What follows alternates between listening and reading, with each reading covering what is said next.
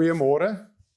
Dit is eintlik lekker om hier te wees. En ek sê vir julle, ek wil julle eers 'n vraagie vra terwyl ons na hierdie titel gaan kyk. Hoe dien ons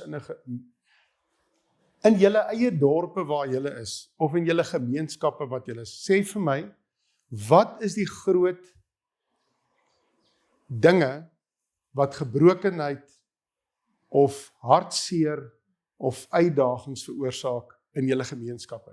Wat dink julle in julle gemeenskappe, waar julle bly, wat is die uitdagings waarmee mense sukkel? Armoede, ja, dis verseker. Verseker, armoede is een groot ding. Verslawings, daar's nog 'n ding. Verseker. Gesondheid, ja. Depressie. Wie het gesê depressie? Daai is baie belangrik, nie? En wat nog? As ons nou dink aan hierdie goede, dis alles goede wat in ons gemeenskap is. Wat nog? Petrolprys. Ek laat my vrou ingooi, dan voel ek nie so sleg nie. Ek het 'n karkaatjie hier gekry. En sê my vrou vir my, sy dink is toe ek gaan brandstof ingooi, toe ek sien wat ek moet betaal, toe kry ek ooginfeksie. Wat nog? Hopelessness. Ja. Mense ken nie Jesus nie. Wat nog? Ja, ek wil vir julle sê, die lewe is 'n fatale toestand. Huidiglik, as die Here nie vroeër kom nie. Maar ons ouderdom is 'n probleem. I think Broken families. En dis hoekom ek vir julle sê, as Sevendag-Adventiste kerk, het ons daardie dinge aangespreek in die laaste 5 jaar. Is ons attent daarop? Daar's 'n verhaaltjie wat uit hierdie area uitkom. Ek sal nooit vergeet nie, ek het die tannetjie gesien, hulle was boere, en sy het op een dag al 2 haar kinders verloor. Hulle het hulle tasse gepak, hulle was op pad op vakansie, hulle het net by hulle vakansie by sy na man aangekom, en kry die nuus, al 2 kinders is weg. In een oggend. Sy sê, wat deur haar verstand gegaan het was, maar wat nou van, waar was Jesus? Waar was Jesus? En sy sê, na al die jare, het sy haarself verwyd dat sy en haar man op vakansie gegaan het, byvoorbeeld. Want sy het altyd gevra, waar is Jesus? Waar was hy? Sy sê, maar ek het berusting gevind. Sy het eintlik vir my 'n groot preek gegee. Sy het net dit gesê, al was ek daar, sou dit nie 'n verskil gemaak het nie. Jesus was daar. En as ons kyk na hierdie gedeelte, ek wil graag hê julle met julle Bybels oopmaak vir ons skriftuurteks en by Efesiërs 2 vers 1 en vers 10. Efesiërs, en ons het gisterand gepraat oor herlewing. Ons het vanoggend gehoor, ons het die Heilige Gees nodig om 'n herlewing in ons lewens te bring, want dit moet ons sensitief maak vir wat ons moet doen, en hoe ons moet dien. Ek wil net graag, kom ons buig ons hoofde. Hemelse Vader, baie dankie dat ons die wonderlike voorreg het om weer eens die Bybel te kan oopmaak. Maar Here, wil U asseblief hierdie boodskap in ons harte inbring.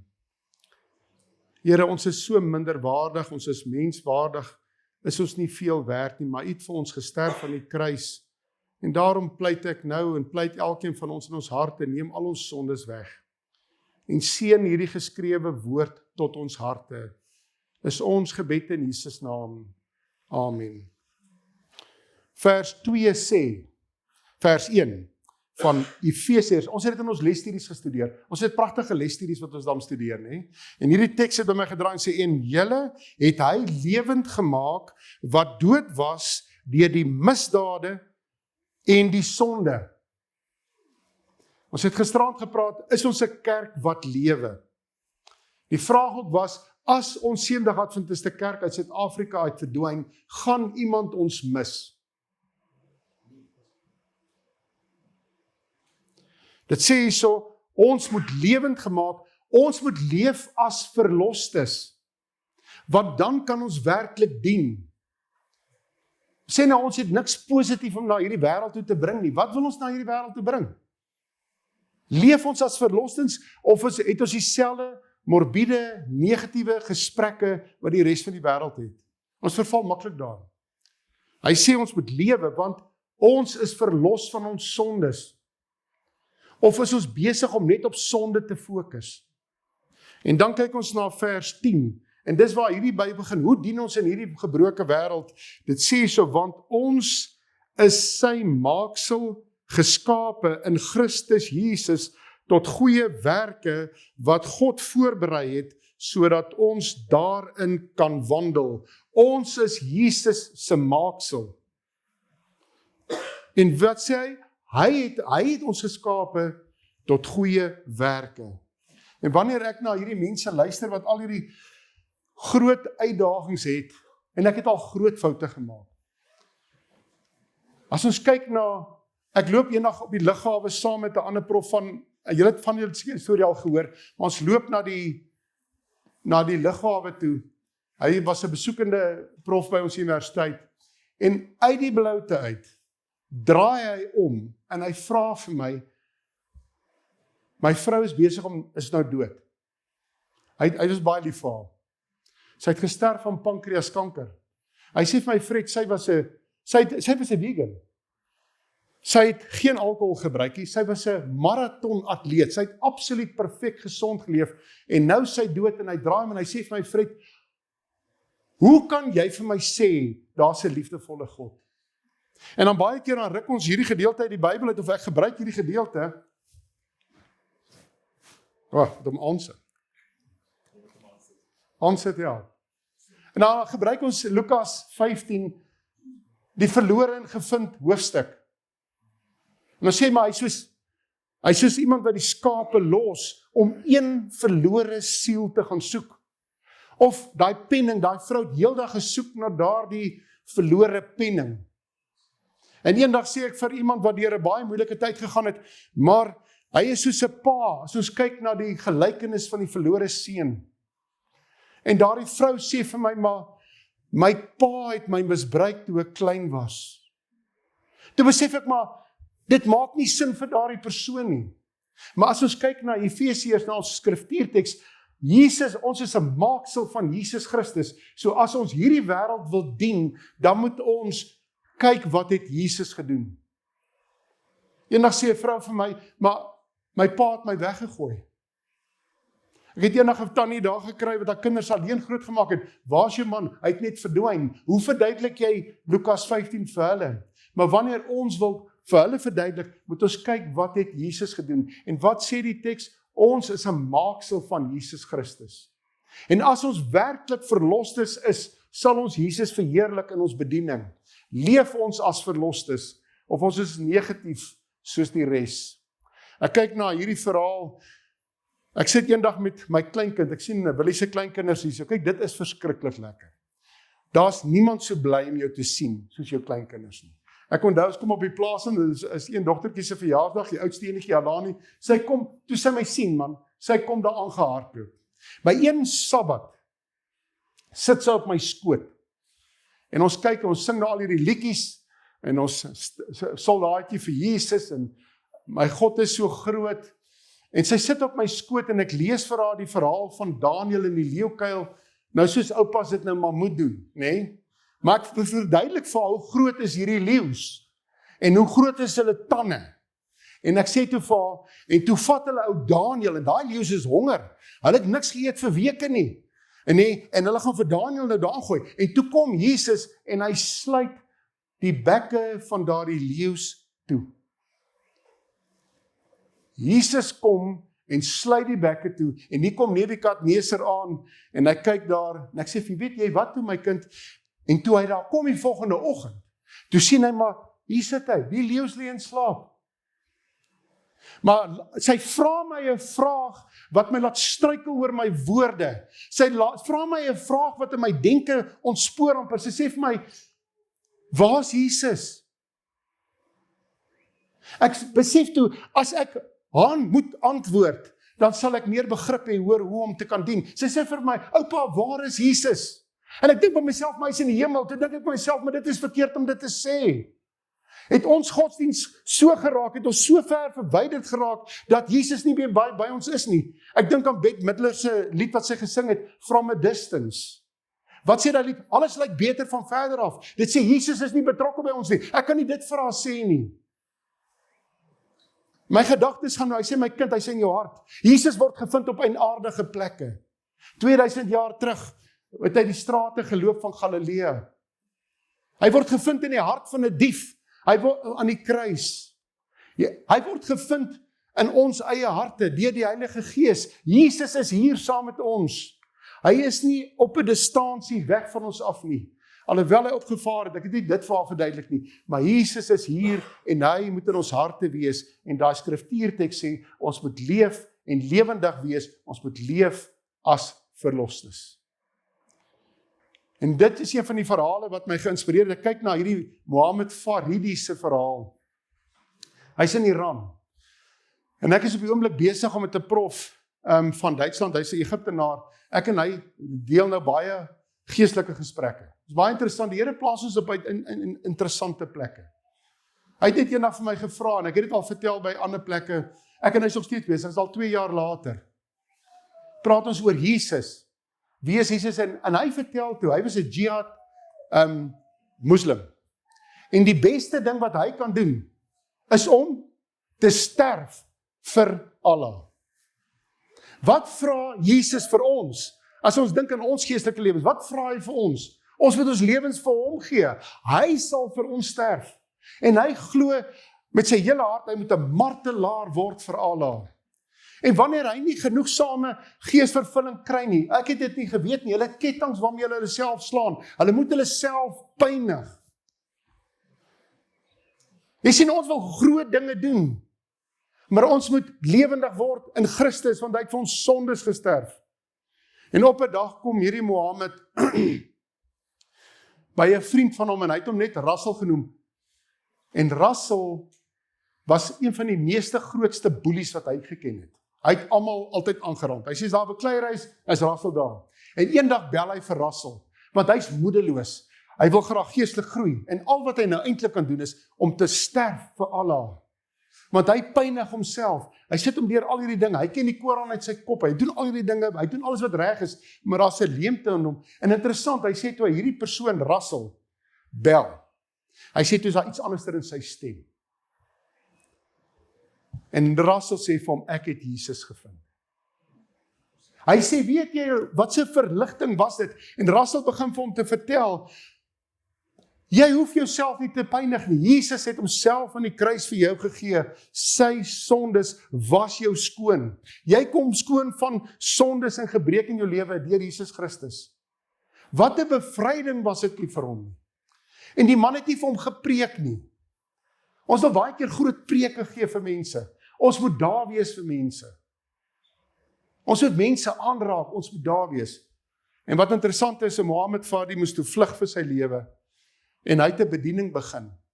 En maar wat het hom verander? Dit was gewees daardie aanskouing van Jesus deur sy vriend Russell. Jesus moet ons lewendig maak. Hervorming moet elkeen in ons lewens begin, anders sal ons nooit kan die sensitief wees vir die behoeftes daar buite nie. En toe leraar nou iets gesê het vanoggend ook, en dit is my krisis.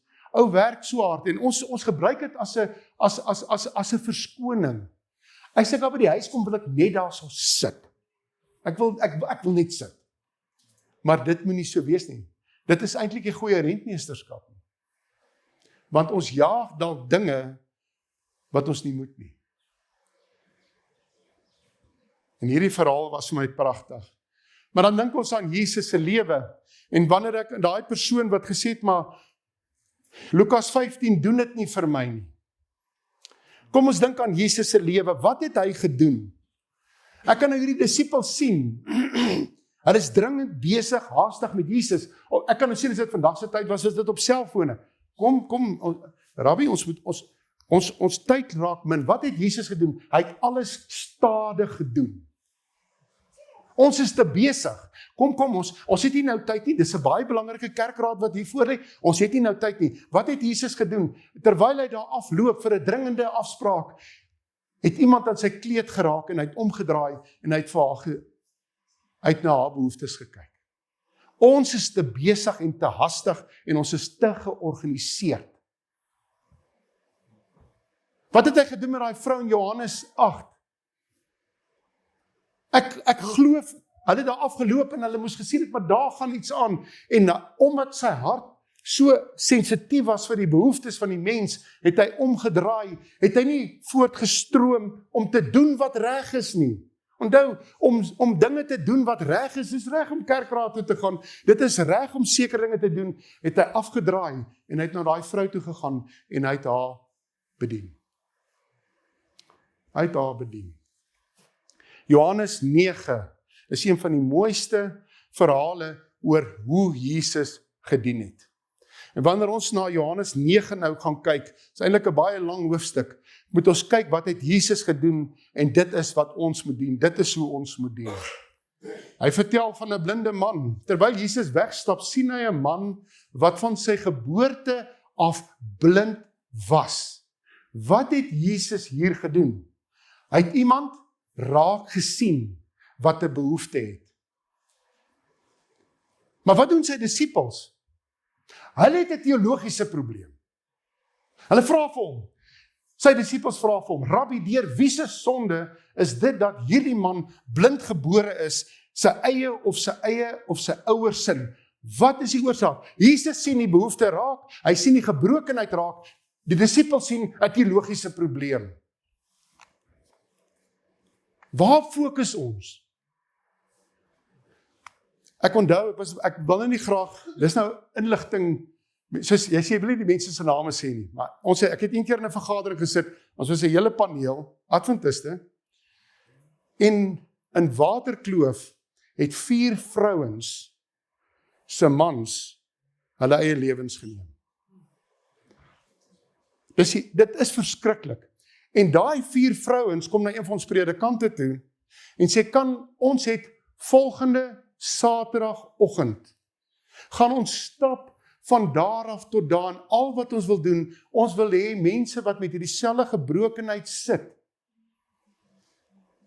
moet uitkom, ons wil graag hê hulle moet kom praat. Weer wat bespreek die paneel? Leraar Torlage, jy weet seker.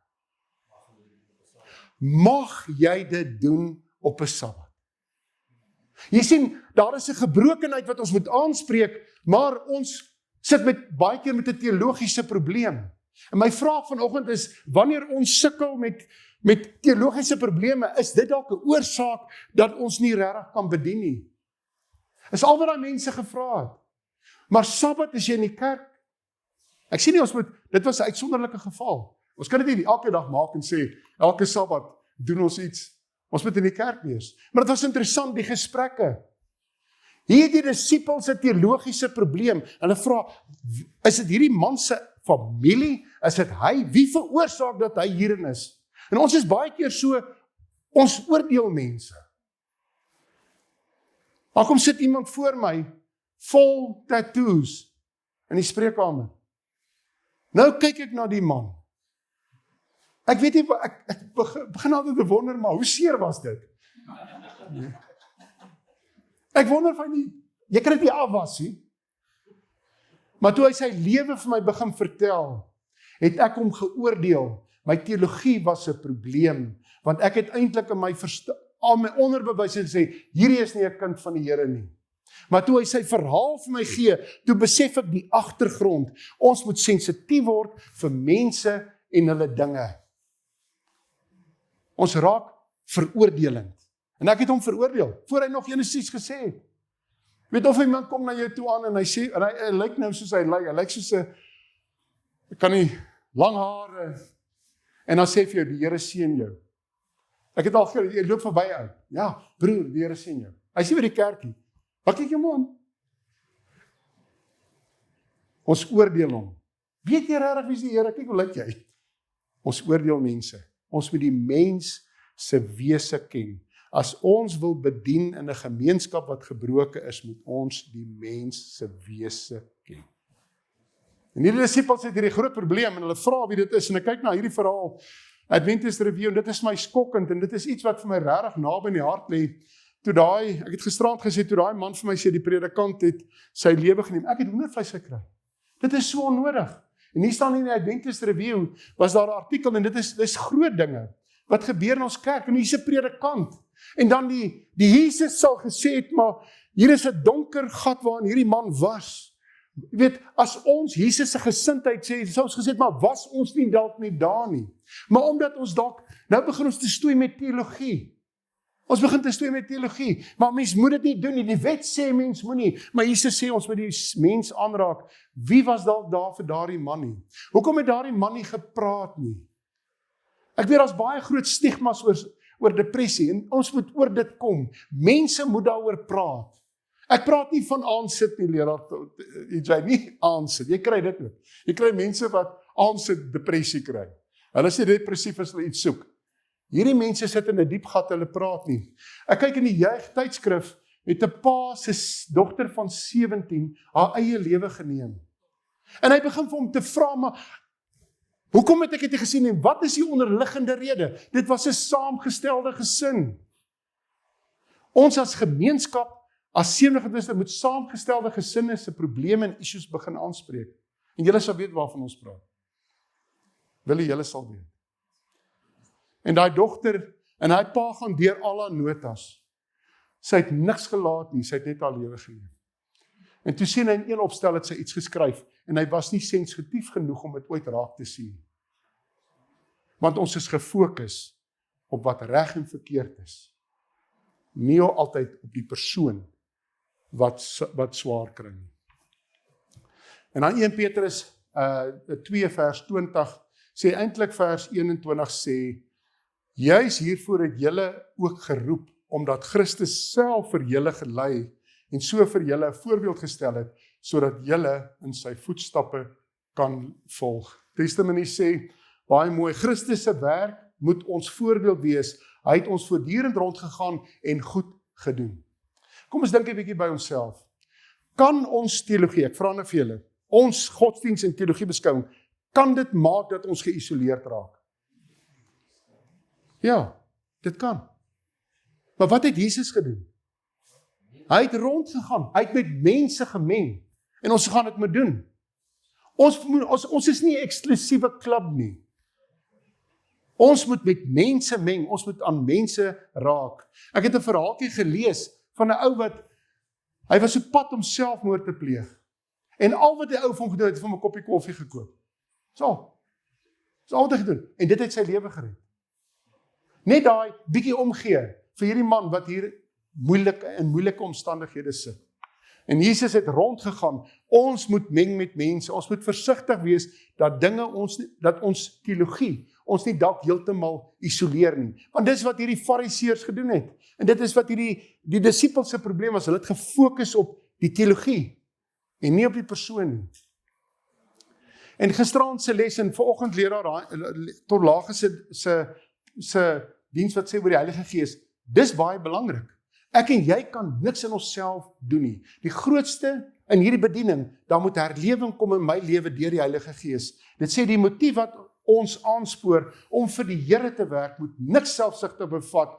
Die Heer en ons meester wil nie hê dat daar een draad van selfsug in sy werk ingeweef moet word nie. En net die Heilige Gees kan dit doen. Ons kan 'n kragtige bediening hê wanneer ons Christus toelaat in ons lewens. En dan sê hy hier so mooi, van al die mense in die wêreld, hoor mooi, behoort die hervormers, die mees hoflikste, dis eintlik ons te wees, in hulle lewens behoort die ware goedheid en onselfsugtige diens gesien te word. Die enigste verwysing wat my kleinkind het, die enigste verwysing wat die wêreld daar het, van hoe Christus is ek en u. As ons sy kruisdood aanvaar het. Dis al hoe hulle dit kan sien. En dan gaan ons verder in Johannes 4, as iemand sê, ek het God lief, en hy haat sy broer, is hy 'n leienaar, want wie sy broer wat hy nie kan sien lief het nie, kan onmoontlik God lief hê, en wat hy nie kan sien nie. So dit is wat, die liefde kan alleenlik aangekweek word, as ons verhouding herlewe, elke dag vir dag, in Christus Jesus, deur die Heilige Gees. As ons nie ons laste dra van ander nie, sal ons nooit begrip hê vir die ware lasdraer se uitdagings nie. Dis baie belangrik. Dis een van die groot dinge van bediening. As jy nie met mense meng nie, as jy nie saam met hulle is nie, gaan jy nooit verstaan en nooit begrip kry vir mense se laste wat hulle dra nie. 'n man sit voor my, hy's nou deur een huwelik, en toe is hy nou deur 3 ander huwelike. Nou nie 3, maar nie heeltemal nie. Kyk, dis nog nie die papierwerk was nie daar nie. En ek sê, die arme man sit daar heel moedeloos voor my. En hy sê vir my, wat moet ek maak? En ek sê vir hom, leer eers die persoon ken, man. Vat tyd. Ons doen nie. Ons verstaan nie sy, want hy daai bittere verwerping wat hy ervaar het in sy huwelik, was vir hom baie erg. 'n man wat deur 'n egskeiding gegaan het, ek kon nie glo dat 'n man so swaar kry nie. Mens dink altyd die mans kry nie swaar nie. Daai man het bitter swaar gekry. Ek kry 'n man wat, ek weet julle mans as julle gedagtes het, ek kry 'n man wat 10 jaar van sy vrou geskei is. Is nogal 'n baie prominente, ek sal nie sy naam noem nie, maar hy's baie prominent. Almal ken hom, as ek sy naam sou noem. Hy kom vir 'n ondersoek en hy sit so gesels en ek vra hom, hoe gaan dit? Want ek weet dis maar moeilik in hierdie saamgestelde gesinne. Weet jy wat sê hy vir my? Ek moes nooit van my vrou geskei het nie. Ek moes dit reg gemaak het. Dit is die gesindheid van Jesus. Ons moet daar wees vir hierdie mense. Ons moet sien wat se laste hulle dra. As ons nie met mense meng nie, sal ons nooit verstaan wat is hulle behoeftes en wat is hulle laste nie. En dan sê hy, jy moet jou nooit deur die kwaad laat oorwin nie, ons moet nie wrokke dra nie. Ek sê die tyd sal ons vang. Maar kyk wat gebeur hierso. Hier sê Jesus vir hulle. Hy antwoord hulle. Hy sê, dit is nie deur sy eie sonde nie, en ook nie deur sy ouers se nie, maar hy is blind, sodat die werke van God, werke wat God doen, in hom gesien sal word. En hoor mooi, Christus moet geopenbaar word in hierdie mens. Elkeen van ons het dalk 'n las wat ons dra, wat vir ons swaar is, wat vir ons moeilik maak. Maar Christus sê in die volgende teks, solank as dit nog dag is, moet ons werk. Jesus sluit hom in. Jesus sluit homself in. Hy's deel van daardie verhouding. Jesus werk met gebrokenheid. En dis die belangrike ding. Hy het daai man gesien, en hy het gesien, hier's gebrokenheid in hierdie man, hy's blind. Christus werk met gebrokenheid.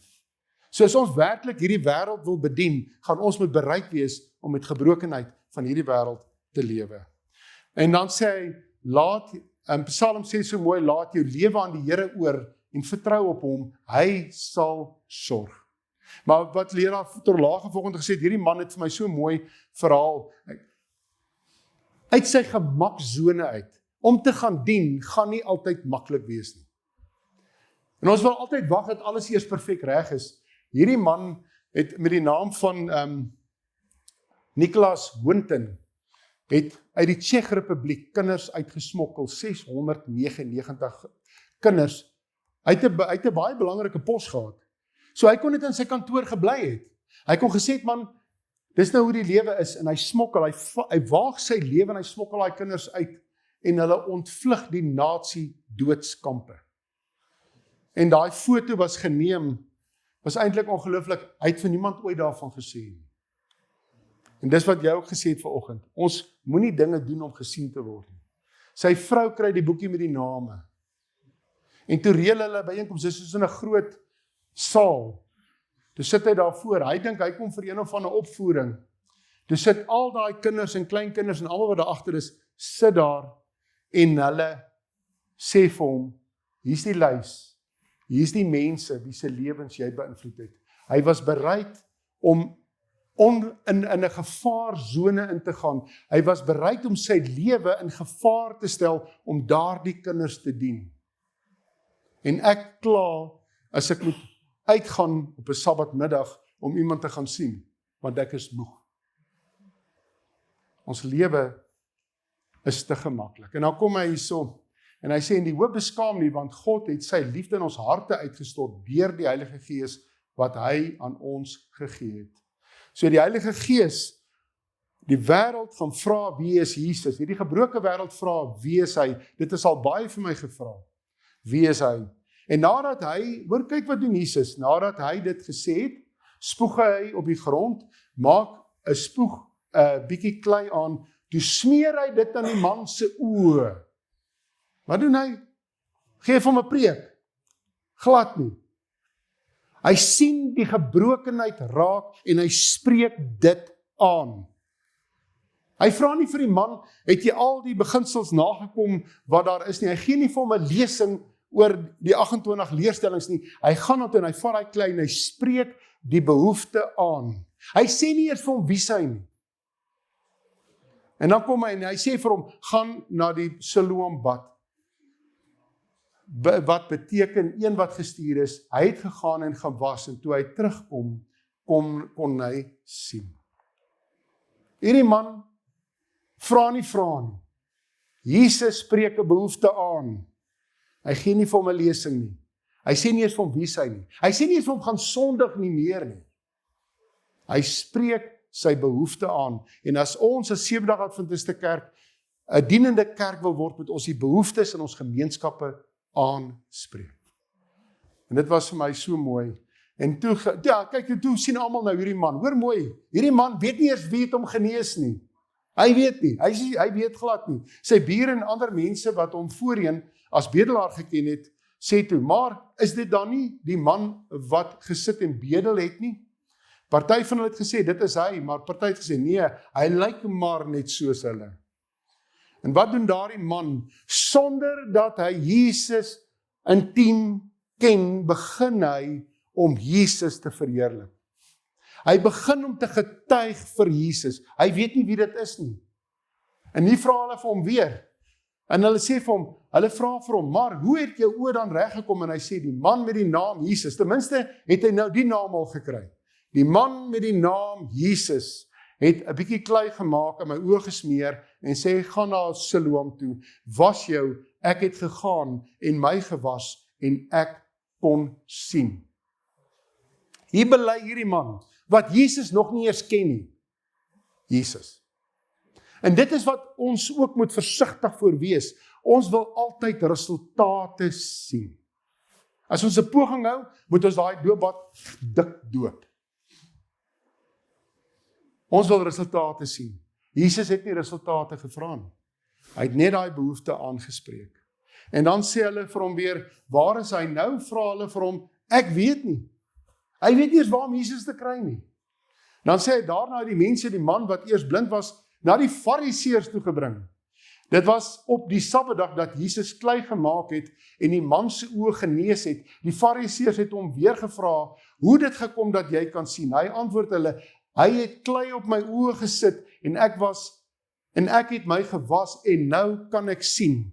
Die Fariseërs sit weer eens met 'n teologiese probleem. Dit was op die Sabbatdag. Hulle is so gefokus op die regte teologie dat hulle die wonderwerk nie eens raak sien nie. Niemand sien die wonderwerk raak nie. Hulle is so gefokus op die probleem. Jy sien, ons kan so gefokus raak op probleme dat ons Jesus miskyk. En hierso sit hierdie Fariseërs, dit was op die Sabbatdag. Die wet sê jy mag nie werk op die Sabbatdag nie. Hierdie manne sê, hulle sien glad nie die wonderwerk raak nie. En wanneer ons baie keer in ons eie lewe moet ons pleit vir die invluistering van die Heilige Gees. Ons dink baie keer ons moet geweldige moeilike Bybelstudies doen. Nee, ek hou van Bybelstudie. Ek hou van profesie. My vrou sê altyd vir my ou man, ek het jou lankal verloor. Sy sê, hoekom wil jy al hierdie groot woorde van postmodernisme en preterisme, hoekom wil jy dit gebruik? Maar dis waar. Dit is vir my 'n groot studie. Maar as ons hierna kyk, gaan dit oor die Heilige Gees met ons harte verander. Want ons kan nie dien nie. Ons moet versigtig wees. En hulle mis hierdie hele wonderwerk wat so pragtig is. Party van die Fariseërs het gesê, hierdie man kom nie van God nie. Hulle herken nie eers Jesus nie, want dit pas nie in met hulle teologie nie. Dit pas nie in met hulle teologie nie. Want hy hou nie die Sabbatdag nie. Maar van die ander het hy gesê, hoe kan iemand wat 'n sondaar is, sulke wondertekens doen? En daar was verdeeldheid onder hulle. So hulle het hierdie groot stryd. En toe kom hy verder. En dit is interessant, hierdie man het Jesus nog nie eers gesien nie. En toe kom hy en hy sê vir hulle, wie toe hulle nou bly, hulle verpes hom eintlik. En hy het Jesus nie gesien nie, maar hy het 'n ervaring met Jesus gehad. En ons weet nooit wanneer iemand 'n ervaring met Jesus gehad, ons weet nie wanneer nie, wat sal die uiteinde van daardie saak wees nie. Ons moet versigtig wees om mense te oordeel. En hy sê toe weer vir hulle, vir die man wat blind was, wat sê jy van hom? Hy het mos jou oë genees. Hy is 'n profeet, het hy geantwoord. So daar's mos iets meer. Daar moet iets meer. Hierdie man besef dat 'n wonderwerk in sy lewe plaasgevind. Hy ken nog nie hierdie persoon nie, maar daar is 'n wonderwerk in ons lewe plaasgevind. En ek dink baie keer ook, ons moet versigtig wees wanneer ons negatief en depressief raak. God doen baie wonderwerk in ons lewens waarvan ons nie eers weet nie. Ek glo die dag by die wederkoms, ons het baie vrae wat ons vra. En daar's baie vrae waarvoor ons nie antwoord het nie. Maar daardie dag wanneer ons daardie 2 voete sien van Jesus, as ons sy aangesig sien, sal al ons vrae, dink ek, verdwyn. Al ons vrae sal verdwyn. Ons vra baie goede oor vir Jesus, maar ons sien nie altyd die wonderwerke raak nie. Hierdie man het 'n wonderwerk beleef, hy het 'n ervaring met Jesus gehad, en hoe verder hy gaan, hoe meer hy daaroor dink, is daar 'n verborgenheid wat in hierdie man se lewe stadig begin geopenbaar te word. Ons is te haastig baie keer met mense. Ons het met hulle die Bybelstudie gedoen, ek sê so, maar ek kan nie glo dat hulle dit nie kan insien nie. Hierdie man het eers nie geweet wie dit is nie, maar stadig kom dit deur. Ons weet nie hoekom dit so is nie. Hoekom het Jesus nie vir hom gesê, ek is Jesus die Seun van God nie. Jou sondes is jou vergewe nie, soos wat hy al gedoen het nie. En hierdie man het hy net die behoefte aangespreek, want Jesus sal geopenbaar word in sy lewe. En daarom wanneer ek en u met ander mense in aanraking kom, moet ons onthou dat daardie persoon met wie ons praat, al voel ons ook hoe moedeloos, al bid ons ook hoeveel keer daaroor, ernstig sal Jesus se genade en lewe in daardie persoon geopenbaar word. Ons moet nie ophou bid nie. Ons raak baie keer so moeg en mat en afgemat. Ons bid en ons bid en ons bid en niks gebeur nie. Dit voel vir ons so. Maar ons moet bid vir die invluistering van die Heilige Gees. En hierdie man, Christus, begin stadig maar seker in sy lewe pos te vat. Ons weet dat hy 'n seun, dat hy ons seun is. Hier praat sy ouers. Nou kan die mense dit nog steeds nie glo nie. Hulle is nog steeds besig met die wet aan die een kant en 'n wonderwerk wat hulle glad nie kan raak sien nie. Nou sê hulle vir die ouers, maar is hierdie kind regtig blind gewees? Was hy so gebore? Het die dokter sien net 'n fout gemaak nie? En baie keer maak ons dieselfde fout. Wanneer daar iets wonderliks in ons lewe gebeur, dan gee ons baie keer van onsself die eer.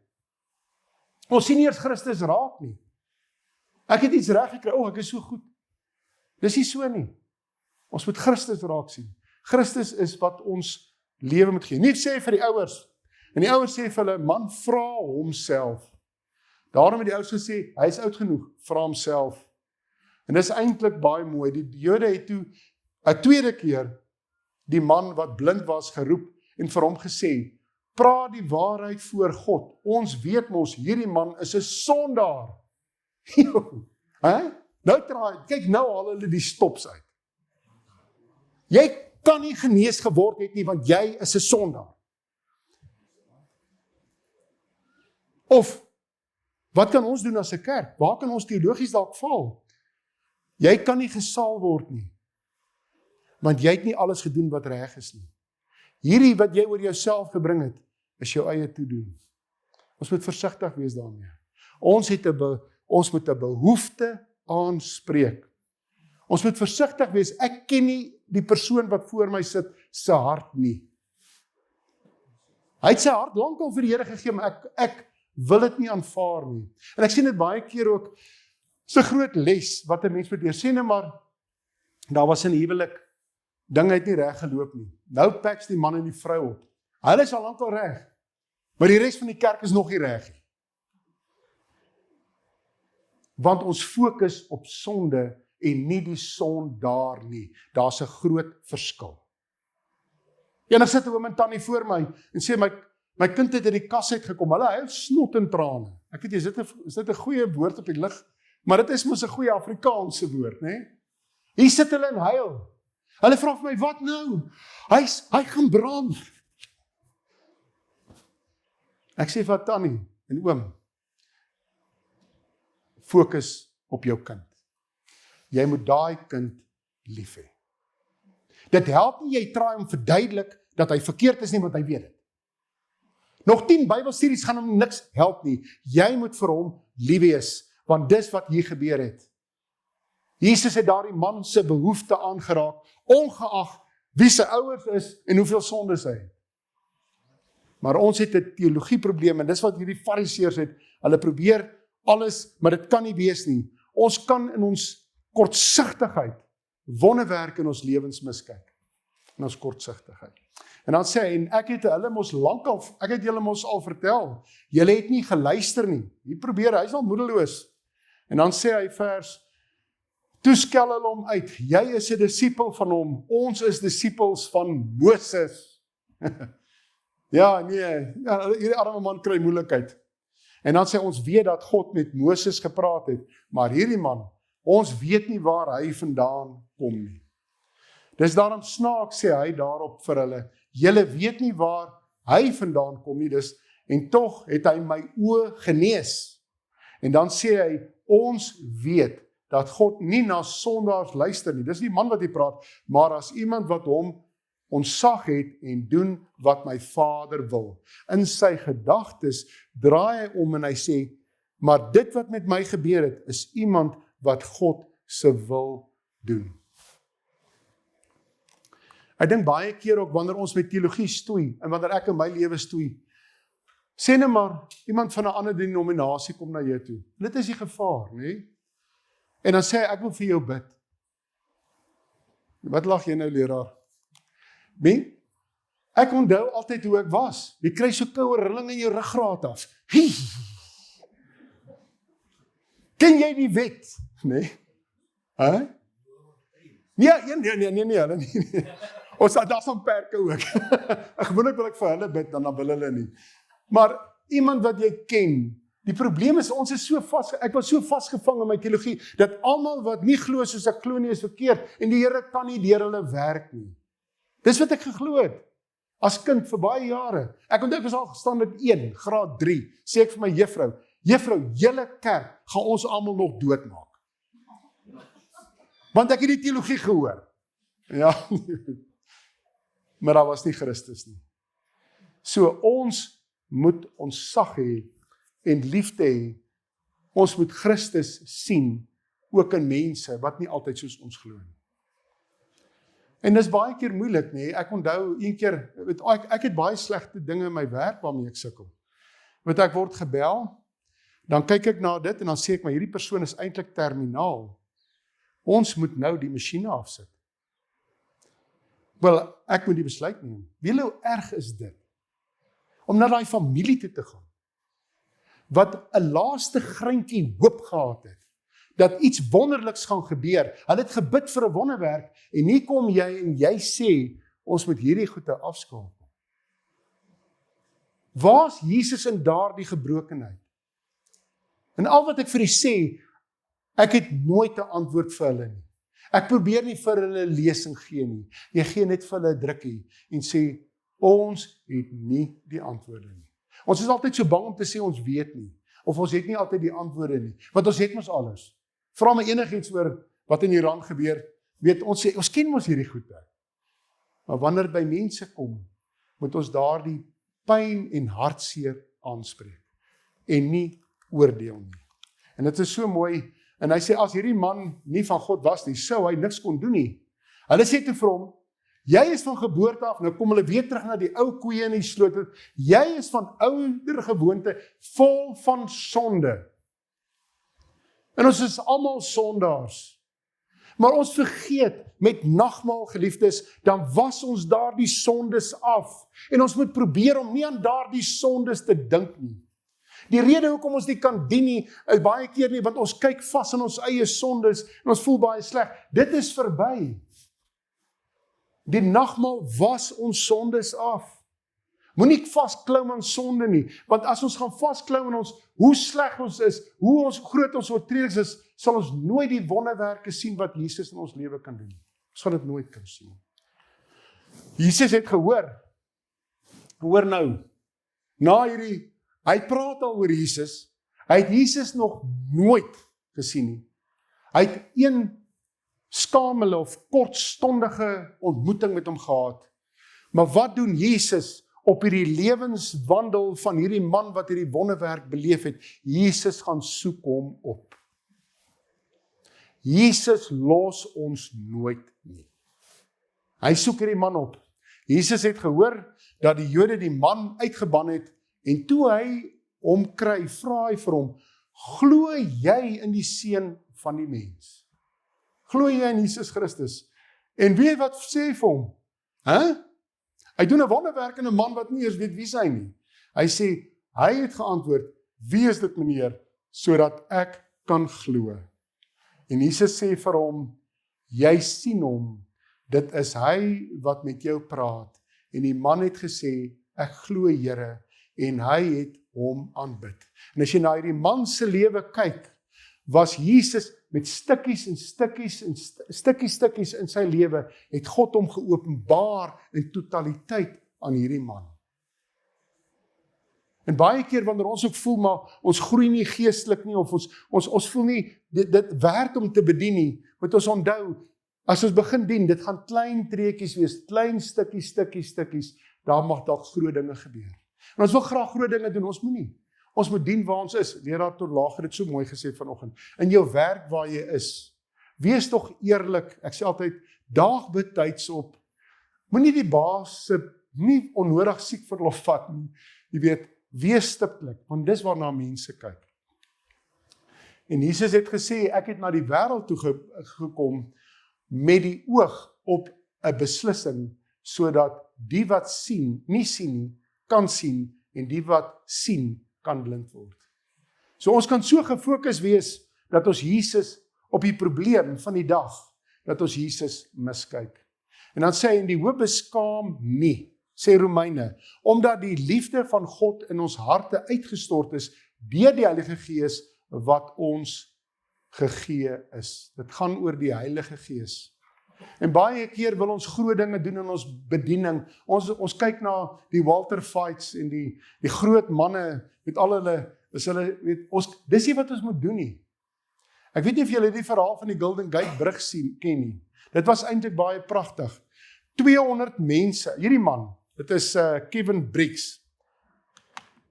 Was 'n ware foto daai van 'n man wat sy eie lewe wil neem. Die lewe het so donker geraak, dat hy wil sy eie lewe neem.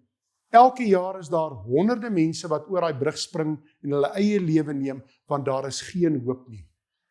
Maar Kevin Briggs se benadering is, hy's eintlik soos die oppasser van die brug. En weet julle wat doen hy? Hy stap op daai brug na daai persoon toe. Hy hardloop nie. Hy stap rustig. En dan gaan staan hy by daai man op daai brug. Hy vra nie vir hom wat hy wil doen nie. Hy sê net vir hom, hoe gaan dit vandag? Hy sê nooit het hy nodig gehad om te spring en om hierdie man te vang en te keer dat hy nie spring nie. Hy staan by hom en hy begin met hom net te praat. Hoe gaan dit vandag? En dan begin die man met hom te praat. Hy het 200 mense se lewens so gered. Deur die eenvoudige bediening, net om na mense toe te gaan en empatie te hê met hulle ervaring. En dit is wat die Heilige Gees in my hart moet bring. Ek dink baie keer in die beroepe waar ons staan, en dis nie altyd verskoon, dit maak 'n mens hart, want jy het baie met lewe en dood te doen. Ons moet sensitief raak, dat ons die behoefte kan sien, wat is die gebreke in ons samelewing. En ons moet dit op 'n baie mooi, sagte, nie oordelende manier bring nie. En hy praat net met daai man. En daai man het naderhand afgeklim. En interessant, hierdie swart man wat nou daar wou spring, hy het sy hele verhaal vertel. Hy sê, hierdie was so groot lewensverandering, maar dit was die 3de keer, en toe het hy besluit, hierdie keer is dit finaal. Hy sê, en hierdie man kom met daai kalmte na hom toe, en hy staan net by hom, en hy vra net vir hom, hoe gaan dit vandag? Ons wil groot dinge doen. Maar Christus wil groot dinge deur ons doen.